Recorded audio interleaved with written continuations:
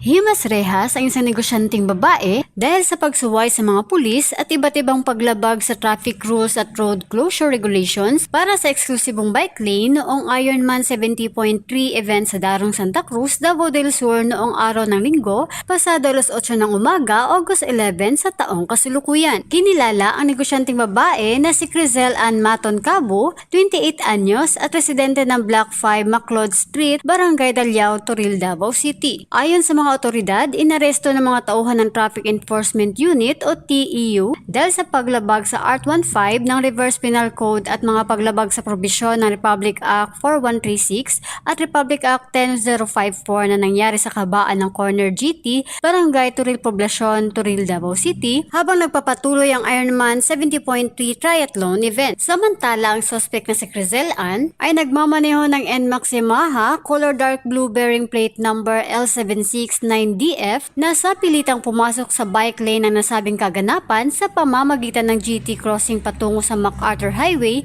habang mga security personnel ay umasikaso sa isang emergency na nag-uudyok sa mga detalyado ng seguridad na police officers na pigilan ito. Gayunpaman, mabilis niyang pinabilis ang minamanehong motorsiklo patungo sa southbound area, Davao del Sur at hindi pinansin ng mga pulis. Agad namang hinabol ng Traffic Enforcement Unit na malapit sa pinangyarihan ni Crizel Ann at nagbigay ng babala na ihinto ang minamanehong motorsiklo ngunit hindi niya ito pinansin. Samantala, matapos ang ilang minutong habulan ay naharang ang suspect sa kahabaan ng National Highway corner crossing at Playa de Obeza, Barangay Darong, Santa Cruz, Davao del Sur. Sa ngayon, kasalukuyan siyang nakakulong sa Toril Police Station para sa pagsasampa ng kaukulang kaso at mahaharap sa patong-patong na paglabag tulad ng pagmamaneho ng walang driver's license, hindi pagsusuot ng helmet, counterflow, hindi ligtas sa pagmamaneho at hindi pagpapakita ng OR at CR. Ipinaalala rin ng Davao City Police Office o DCPO na si Major Police Bautista na palaging magiging masigasig sa pagtupad sa ating mga tungkulin lalo na sa pagtitiyak ng kaligtasan